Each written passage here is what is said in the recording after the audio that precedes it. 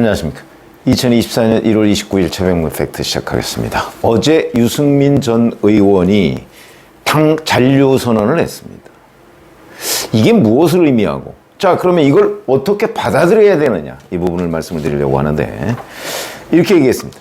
24년 전 처음으로 야당이 된 한나라당에 입당했다. 처음이나 지금이나 이 당에 누구보다 깊은 애정을 가지고 있다. 이 당은 특정인의 사당이 아니다. 정치가 공공선을 위해 존재하기를 바라는 민주공화국 시민들이 이 당의 진정한 주인이다. 오랜 시간 인내해왔고 앞으로도 인내할 것이다. 우리 정치가 더 나은 세상을 위해 복무하도록 남은 인생을 바치겠다. 이렇게 얘기를 했는데, 그러면서 당을 지키겠다. 공천 신청은 하지 않겠다. 이렇게 얘기를 했습니다. 자, 이준석 개혁신당 대표, 지금까지 모시고 싶은 마음이 굴뚝 같다. 이준석 개혁신당 대표의 아버지하고 친구죠, 유승민 전 의원은. 그러니까 모시고 싶은 마음이 굴뚝 같다라고 하는 거는 빨리 좀 문을 노크해 주세요 라는 공개적인 러브콜이었는데, 그 러브콜은 거절했습니다. 아마 기억하시는 분들은 제가 유승민과 이준석이 함께 할 수 없을 것이다. 왜? 유승민 전 의원은 이준석을 자기의 어떤 정치적 퀴즈로 보는데 반해서, 이준석 대표는 이 유승민 전 의원을 오히려 지금은 위상이 달라졌다 라고 보기 때문에, 이 두 사람 간의 전과 후의 위상 차이 때문에 아마 함께하기 어려울 것이다. 제가 이렇게 말씀드린 거를 아마 기억하시는 분들이 계실 겁니다. 근데 그 말대로인지 뭔지는 모르지만 여하튼 유승민 전 의원은 국민의힘 잔류를 선언했다. 이런 거죠. 근데 오늘 어제 저녁 방송부터 오늘 아침까지, 자, 언론 매체는 이걸로 보고 유승민 전 의원이 불출마를 선언했다 이렇게 보도한 곳이 있고, 그냥 이준석 당에 가지 않는다 이렇게 보도한 곳이 있습니다. 어떤 게 맞을까요? 이제 불출마를 선언했다는 것은 공천 신청은 하지 않겠다는 부분에 초점을 맞춘 겁니다. 근데 공천 신청을 하지 않는다고 해서 정말 유승민 전 의원이 이번 총선에 출마하지 않을 것이냐?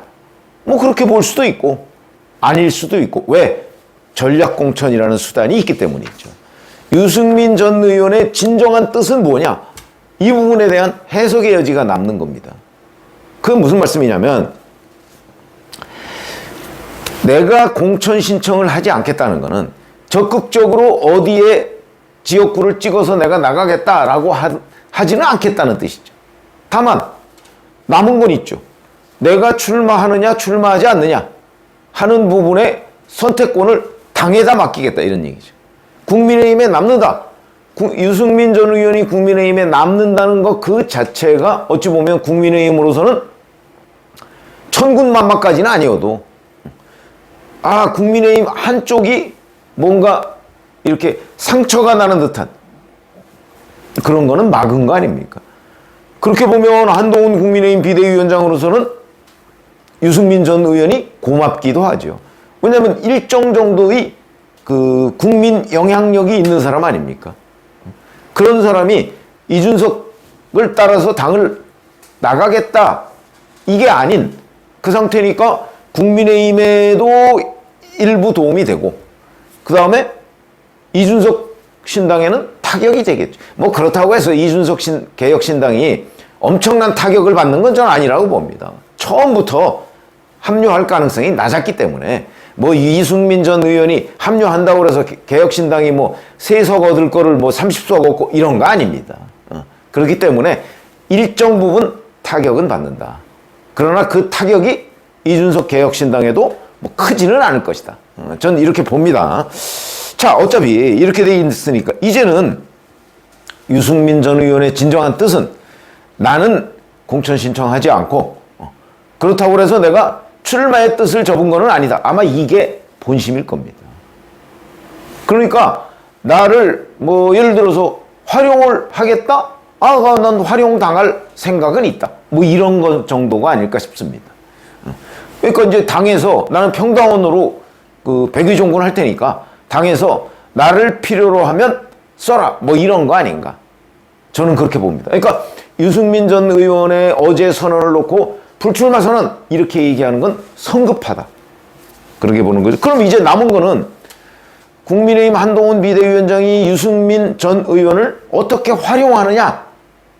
세 가지 방법이 있다고 봅니다. 첫 번째, 윤석열식이죠. 윤석열식. 윤석열 대통령 방식. 뭐죠? 유승민 전 의원이 뭐 큰 뜻을 펼치지 않고 경기도지사로 나가겠다. 라고 얘기하니까 윤석열 대통령은 그 자리에 본인의 최측근이었던 김은혜 전 홍보수석을 당내 경선 주자로 붙였습니다. 그래서 유승민 전 의원을 꺾도록 했죠.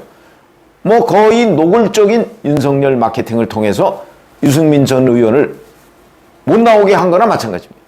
왜? 그 당시는 대통령 취임한 지 뭐 며칠 안 됐거나 그 경선이 뭐 대략 그 즈음이었으니까 취임 직전이거나 아마 그랬을걸요. 그렇게 되니까 이거 뭐 대통령의 힘이 막강할 때니까 대통령이 낙점을 하면 다른 당내 경쟁자는 다 죽어버리는 그런 때였죠. 그때 윤석열 대통령이 김은혜라는 사람을 딱 찍어서 유승민의 경기도지사 경선 대항마로 내세웠죠. 근데 김은혜 전 수석은 지금 김동연 경기도지사한테 떨어졌습니다. 근소한 차이긴 합니다만 만약에 유승민 전 의원이 김동연 현 경기도지사와 그때 그 본선에서 맞붙었다면 어떤 결과를 초래했을까? 뭐 그거야 아무도 알 수가 없는 상황이죠.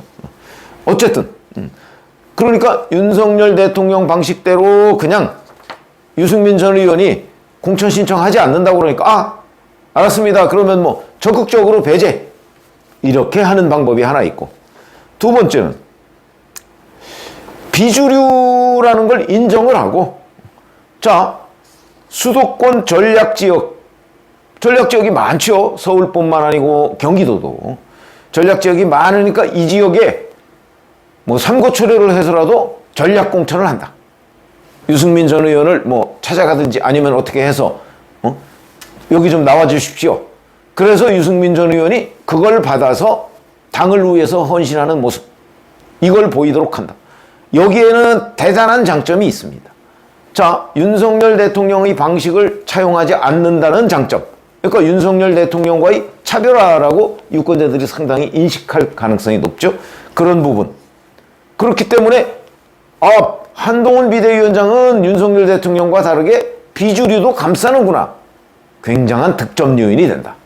이런 이제 그 전략 공천으로 활용하는 방법이 하나 있고, 그 다음에 또 세 번째라고 한다면 그냥 무시하는 거죠. 언제 유승민 전 의원이 뭐 당에 잔류한다고 했어? 아예 아무런 코멘트도 안 하고 그냥 무시하는 방법. 세 가지 방법이 있는데, 글쎄 뭐 한동훈 비대위원장이 어떤 선택을 할지는 저는 뭐 제가 섣불리 예측하기는 어렵지만, 그냥 당위론적으로 얘기한다면 한동훈 비대위원장이 유승민을 제대로 활용하는 것, 이거는 유승민 전 의원한테 무슨 혜택을 준다기보다 본인의 정치력을 돋보이게 하는데 저는 상당한 가점 요인이 된다고 보는 거죠. 한동훈 비대위원장은 주변에 이제 본인이 워낙 정치 초보이다 보니까 아마 이른바 정치적 고수들한테 이런저런 자문을 많이 구하고 있는 것으로 제가 알고 있습니다. 그렇기 때문에 아마 유승민 활용법에 대해서도 당장 오늘 아침에 유승민 전 의원 문제에 대한 질문을 받을 거거든요. 그 답이 굉장히 중요합니다. 어떻게 평가하느냐, 유승민 전 의원의 당 잔류를. 이 부분도 준비를 해야 될 것이고, 그게 아니고, 자, 그러면 앞으로 유승민 전 의원을 무시할 거냐, 활용할 거냐, 이 부분에 대한 답도 저는 준비해야 된다고 생각을 합니다.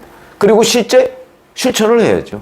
무시하거나 아니면 적극적으로 뭐 유승민의 길을 방해하거나. 근데 뭐 방해할 것도 없습니다, 이제.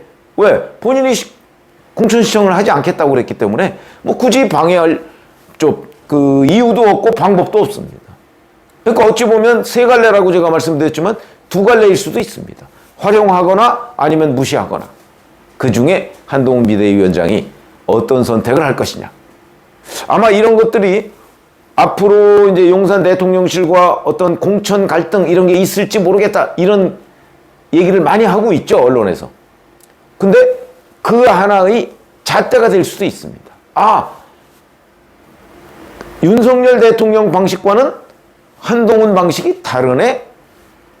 이렇게 할 수도 있고, 결국 이 방식도 윤석열 대통령 방식과 별 차이가 없다. 또 이런 인상을 줄 수도 있고, 어떤 선택을 할 것이냐. 그래서 제가 그 한동훈의 유승민 활용법이라고 말씀을 드렸습니다.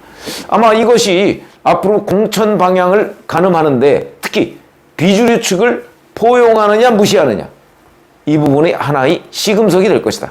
이렇게 생각합니다. 고맙습니다.